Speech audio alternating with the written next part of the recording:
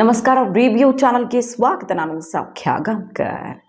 ಚೀನಾಗೆ ಸೆಡ್ ಹೊಡೆದು ಹೆಜ್ಜೆ ಹೆಜ್ಜೆಗೂ ಅಂಬಾನಿ ಅದಾನಿ ವಿಚಾರದಲ್ಲಿ ಮೋದಿ ಥಳಕ್ ಹಾಕುವಂತಹ ಪ್ರತಿಪಕ್ಷಗಳಿಗೂ ಕೂಡ ಚಾಟಿ ಏಟು ಬೀಸ್ತಾ ಇರೋದು ಕೇಂದ್ರ ಸರ್ಕಾರ ಈ ಹೆಜ್ಜೆಯ ಮೂಲಕ.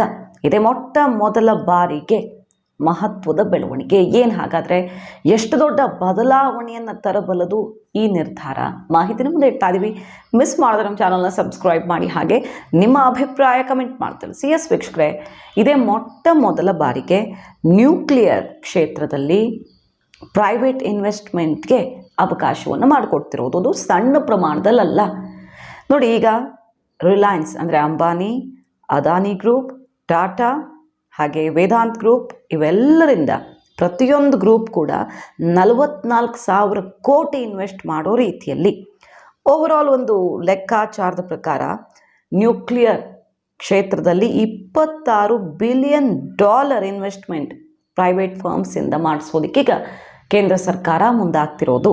NPCIL ಅಂದರೆ nuclear power corp of India ಈಗ ಈ ರೀತಿ ಪ್ರೈವೇಟ್ ಫರ್ಮ್ಸ್ ಜೊತೆಗೆ ಇನ್ವೆಸ್ಟ್ಮೆಂಟ್ ಕುರಿತಾಗಿ ಮಾತುಕತೆ ಹಲವು ಹಂತದಲ್ಲಿ ಮುಗಿಸಿದ್ದು ಕೆಲವೇ ದಿನಗಳಲ್ಲಿ ಸಾಧ್ಯವಾಗುತ್ತೆ. ಏನು ವಿಚಾರ, ಜನಸಾಮಾನ್ಯರು ಏನು ಅರ್ಥ ಮಾಡ್ಕೊಳ್ಬೇಕಾಗಿರೋದು ಇದರಲ್ಲಿ ಅಂತ ಕೇಳಿದ್ರೆ, ಉದ್ದೇಶ ಇರೋದಿಷ್ಟೇ. ಇಷ್ಟು ದೊಡ್ಡ ಪ್ರಮಾಣದಲ್ಲಿ ಒಂದೊಂದು ಗ್ರೂಪ್ ಕೂಡ ಇನ್ವೆಸ್ಟ್ ಮಾಡುತ್ತೆ. ಯಾಕೆ ಅಂತ ಕೇಳಿದ್ರೆ, ಹೆಚ್ಚಿನ ಪ್ರಮಾಣದಲ್ಲಿ ಎಲೆಕ್ಟ್ರಿಸಿಟಿ ಜನರೇಷನ್ ಆಗಬೇಕು. ಈಗ ಅಂಬಾನಿ ಅದಾನಿ ಅವ್ರಿಗಾಗಿನೇ ಮೋದಿ ಸರ್ಕಾರ ಎಲ್ಲವನ್ನು ಮೀಸಲಿಟ್ಟಿದೆ ಅಂತಲ್ವ ತೀವ್ರ ಆಕ್ಷೇಪ ಕೇಳಿಬರೋದು, ಪ್ರತಿಪಕ್ಷಗಳು ಕಾಲೆಳೆಯೋದು. ಮೊನ್ನೆ ಅಷ್ಟೇ ಇದೇ ಕಾಂಗ್ರೆಸ್ ಸರ್ಕಾರ ತೆಲಂಗಾಣದಲ್ಲಿ ರೆಡ್ ಕಾರ್ಪೆಟ್ ಹಾಸಿದ್ರ ಬಗ್ಗೆ ಜಟಾಪಟಿಯೇ ಆಯಿತು. ಈಗ ರಾಹುಲ್ ಗಾಂಧಿ ದೇಶದ ಕ್ಷಮೆ ಕೇಳಬೇಕು. ಎಷ್ಟೋ ದಿನಗಳನ್ನು ಸಂಸತ್ನಲ್ಲಿ ಸೆಷನ್ನಲ್ಲಿ ವ್ಯರ್ಥ ಮಾಡಿದ್ದಕ್ಕೆ ಅಂತೆಲ್ಲ BJP ತಿರುಗೇಟು ಕೊಟ್ಟಿದ್ದನ್ನು ನೋಡಿದ್ದೀವಿ. ಸೊ ಸದಾ ಪ್ರತಿಪಕ್ಷಗಳು ಅಂಬಾನಿ ಅದಾನಿ ವಿಚಾರದಲ್ಲಿ ಮೋದಿ ವಿರುದ್ಧ ವಾಗ್ದಾಳಿ ನಡೆಸ್ತಾ ಇರ್ತವೆ. ಆದರೆ ಬಿಸ್ನೆಸ್ಮನ್ಗಳು ಯಾಕೆ ಬೇಕು ಅನ್ನೋದಕ್ಕೆ ಬೆಸ್ಟ್ ಆನ್ಸರ್ ಇಲ್ಲಿ ಸಿಗ್ತಾ ಇದೆ. ಮತ್ತು ಇದರ ಪರಿಣಾಮದಿಂದ ನ್ಯೂಕ್ಲಿಯರ್ ಮೂಲದಿಂದ ಎಲೆಕ್ಟ್ರಿಸಿಟಿ ಜನರೇಷನ್ ಬಹಳ ದೊಡ್ಡ ಮಟ್ಟದಲ್ಲಿ ಮಾಡುವಂತಹ ಗುರಿ ಹೊಂದಲಾಗಿದೆ. ಯಾಕೆ ಅಣುವಿನಿಂದ ವಿದ್ಯುತ್ ತಯಾರಿಕೆ ಮಹತ್ವದ್ದು ಅಂತ ಕೇಳಿದ್ರೆ, ಇದರಿಂದ ಯಾವುದೇ ಪರಿಸರ ಮಾಲಿನ್ಯ ಆಗುವಂಥ ಕಾರ್ಬನ್ ಡೈಆಕ್ಸೈಡ್ ಎಮಿಷನ್ ಆಗಲ್ಲ. ಈಗ ಭಾರತ ಗುರಿ ಕೂಡ ಇರೋದದೇ. ಇಂಧನ ಬಳಕೆಯಲ್ಲಿರಬಹುದು, ವಿದ್ಯುತ್ ತಯಾರಿಕೆಯಲ್ಲಿರಬಹುದು, ಎಲ್ಲ ಕಡೆ ಪರಿಸರ ಸ್ನೇಹಿಯನ್ನಾಗಿ ಮಾಡಬೇಕು. ಯಾಕೆ ಎಲೆಕ್ಟ್ರಿಕ್ ವೆಹಿಕಲ್ಸ್ ಬರ್ತಾ ಇದ್ದಾವೆ? ಇದು ದೇಶದ ಮುಂದಿನ ಪೀಳಿಗೆ ಭವಿಷ್ಯದ ದೃಷ್ಟಿಯಿಂದ ಬಹಳ ಮಹತ್ವದ್ದು. ಇದೇ ಥರ ಸಾಗ್ತಾ ಹೋದರೆ, ಕಾರ್ಬನ್ ಡೈಆಕ್ಸೈಡ್ ಎಮಿಷನ್ ಆಗ್ತಾ ಹೋದರೆ, ಎಷ್ಟು ಅಭಿವೃದ್ಧಿ ಹೊಂದಿದ್ದೀವಿ ಇವತ್ತು ಅನ್ನೋದಕ್ಕಿಂತ ನಾಳೆ ಎಷ್ಟು ಬೇಗ ನಾವು ನಾಶವಾಗ್ತೀವಿ ಅನ್ನೋದನ್ನು ಯೋಚನೆ ಮಾಡಬೇಕು. ಹಾಗಾಗಿ ಇದಕ್ಕೆ ಪರ್ಯಾಯ ಮೂಲಗಳನ್ನು ಹುಡ್ಕೊಳ್ಬೇಕು. ಈಗ ನಾವು ಬರೀ ಈ ಮೂಲದಿಂದ ಎಲೆಕ್ಟ್ರಿಸಿಟಿ ಜನರೇಷನ್ ಆಗೋದು 2% ಅಷ್ಟೇ. ಈ ಪ್ರಮಾಣವನ್ನು ಹೆಚ್ಚು ಮಾಡಬೇಕಾಗಿದೆ. 2030 ಗುರಿ ಇರೋದು 50% ಆಗಬೇಕು. ಬರೀ ಅಣು ಅಂತಲ್ಲ, ವಿವಿಧ ಮೂಲಗಳು ಯಾವುದೇ ಇರಲಿ, ನಾನ್ ಫಾಸಿಲ್ ಫ್ಯೂಯಲ್ಸಿಂದ ನಮಗೆ ಶಕ್ತಿಯ ಮೂಲ ಪರಿಸರವನ್ನು ಹಾಳು ಮಾಡುವಂಥದ್ದಾಗಿರಬಾರ್ದು. ಆ ಗುರಿ ತಲುಪಬೇಕು ಅನ್ನೋ ಕಾರಣಕ್ಕೀಗ ಇಷ್ಟು ದೊಡ್ಡ ಇನ್ವೆಸ್ಟ್ಮೆಂಟ್ ಮಾಡಿಸಲಾಗ್ತಾ ಇದೆ ಪ್ರೈವೇಟ್ ಫರ್ಮ್ಸಿಂದ. ಮತ್ತಿದು ಬರೀ ಎಲೆಕ್ಟ್ರಿಸಿಟಿ ಜನರೇಷನ್ಗೆ ಅಂತ ಹೊರಗಡೆ ಕಾಣಿಸ್ತಾ ಇದ್ರು, ಚೀನಾದ ನ್ಯೂಕ್ಲಿಯರ್ ಪವರ್ಗೆ ಇದು ಕೌಂಟರ್ ಕೂಡ. ಮೊನ್ನೆ ಅಷ್ಟೇ ಗಮನ ಸೆಳೀತಿದ್ದು, ತನ್ನ ನ್ಯೂಕ್ಲಿಯರ್ ಅಸ್ತ್ರಗಳನ್ನು ಜಾಸ್ತಿ ಮಾಡ್ಕೊಳ್ತಾ ಇದೆ ಚೀನಾ. ಅಷ್ಟೇ ಅಲ್ಲ, ತನ್ನ ಶಸ್ತ್ರಾಸ್ತ್ರಗಳನ್ನು, ಸೇನೆಯನ್ನು ಆಧುನೀಕರಣಗೊಳಿಸ್ತಾ ಇದೆ.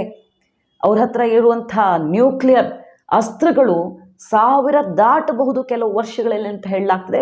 ಯಾವುದು ಬಹಳ ಡೇಂಜರಸ್ ಅಂತ ಕನ್ಸಿಡರ್ ಮಾಡಲಾಗ್ತಿದೆಯೋ ಆ ನಂಬರ್ ಭಾರತಕ್ಕೆ ಯಾವತ್ತಿದ್ರೂ ಥ್ರೆಟ್.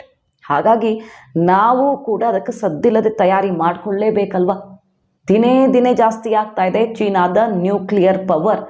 ಅಮೆರಿಕ ಮತ್ತು ರಷ್ಯಾದಂಥ ರಾಷ್ಟ್ರಗಳ ಬಳಿ ಮಾತ್ರ ಲ್ಯಾಂಡ್, ಸಿ ಮತ್ತು ಏರಿಂದ ಆಪರೇಟ್ ಮಾಡುವಂತಹ ಅಣು ಶಸ್ತ್ರಾಸ್ತ್ರಗಳು ಬಹಳ ವ್ಯಾಪಕವಾಗಿದೆ. ಚೀನಾದ ಹತ್ರ ಲ್ಯಾಂಡಿಂದ ಆಪರೇಟ್ ಮಾಡುವಂಥದ್ದು ಮಾತ್ರ ಇತ್ತು. ಈಗ ಎಲ್ಲ ಮೂಲಗಳಿಂದಾನೂ ಕೂಡ ತಾನು ದಾಳಿ ಮಾಡುವ ಮತ್ತು ದಾಳಿಯನ್ನು ತಪ್ಪಿಸಿಕೊಳ್ಳುವಂಥ ಅಸ್ತ್ರಗಳನ್ನು ಡಿಸೈನ್ ಮಾಡಿ ಡೆವಲಪ್ ಮಾಡ್ಕೊಳ್ತಾ ಇದೆ, ಆಧುನೀಕರಣಗೊಳಿಸ್ಕೊಳ್ತಿದೆ, ಬಲವನ್ನು ಜಾಸ್ತಿ ಮಾಡ್ಕೊಳ್ತಿದೆ ಚೀನಾ. ಸೊ ಭಾರತಕ್ಕೆ ಇದು ಎಚ್ಚರಿಕೆಯ ಸಂದೇಶ. ಹಾಗಾಗಿ ಅಣು ಕ್ಷೇತ್ರದಲ್ಲಿ ನಾವು ಮತ್ತಷ್ಟು ತಯಾರಿ ಮಾಡ್ಕೊಳ್ಬೇಕಾಗಿದೆ.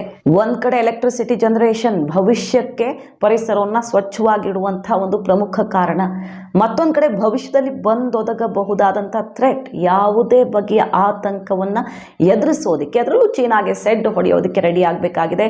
ಈಗ ಮೊಟ್ಟ ಮೊದಲ ಬಾರಿಗೆ ಪ್ರೈವೇಟ್ ಫರ್ಮ್ಸ್ ಇಷ್ಟು ದೊಡ್ಡ ಪ್ರಮಾಣದಲ್ಲಿ ನ್ಯೂಕ್ಲಿಯರ್ ಕ್ಷೇತ್ರದಲ್ಲಿ ಇನ್ವೆಸ್ಟ್ ಮಾಡೋದಕ್ಕೆ ಈಗ ಮುಂದಾಗ್ತಾ ಇರೋದು. ಈಗ ಎಲ್ಲ ಸರ್ಕಾರದ ಅಡಿಯಲ್ಲಿ ಬರುತ್ತೆ, ಅದಕ್ಕೊಂದು ಕಾಯ್ದೆ ಇದೆ. ಬೇಕಾಬಿಟ್ಟಿಯಾಗಿ ಪ್ರೈವೇಟ್ ಅವ್ರು ಬಂದು ನ್ಯೂಕ್ಲಿಯರ್ ಪ್ಲಾಂಟ್ಸ್ನ ರನ್ ಮಾಡೋಕ್ಕಾಗಲ್ಲ. ಆದರೆ ಹೊರಗಡೆ ಈ ರೀತಿ ಬಿಸ್ನೆಸ್ ಮಾಡ್ಬೋದು. ಇದೊಂದು ರೀತಿಯಲ್ಲಿ ಹೈಬ್ರಿಡ್ ಕೋಆಪರೇಷನ್, ಸರ್ಕಾರ ಮತ್ತು ಪ್ರೈವೇಟ್ ಫರ್ಮ್ಸ್ನ ನಡುವೆ ಆಗಿರುವಂಥ ಡೀಲ್. ಅವರು ಎಲೆಕ್ಟ್ರಿಸಿಟಿ ಸೇಲ್ ಮಾಡಿ ಲಾಭ ಮಾಡ್ಕೊಳ್ತಾರೆ. ಭಾರತಕ್ಕೆ ನ್ಯೂಕ್ಲಿಯರ್ ಪವರ್ ಜಾಸ್ತಿ ಮಾಡ್ಕೊಳ್ಳೋದಕ್ಕೆ ದೊಡ್ಡ ಪ್ರಮಾಣದಲ್ಲಿ ಇನ್ವೆಸ್ಟ್ಮೆಂಟ್ ಸಿಕ್ಕಂಗಾಗುತ್ತೆ. ಈ ಡೀಲಿಂದಾಗಿ ಏನು ಸಾಧ್ಯ ಆಗುತ್ತೆ, ಯಾವ ಟಾರ್ಗೆಟ್ ರೀಚ್ ಆಗ್ತೀವಿ ನೋಡಿ. 11,000 ಮೆಗಾವ್ಯಾಟ್ ಹೊಸ ನ್ಯೂಕ್ಲಿಯರ್ ಪವರ್ ಜನರೇಷನ್ ಕೆಪಾಸಿಟಿ ಉತ್ಪಾದನೆ ಮಾಡಬಹುದು. ನಾವು ಅಷ್ಟೊಂದು ಸಾಮರ್ಥ್ಯವನ್ನು ಹೊಂದಬಹುದು 2040 ಒಳಗಡೆ. ಈಗ 7,500 ಮೆಗಾವ್ಯಾಟ್ ಕೆಪಾಸಿಟಿ ಇರೋದು.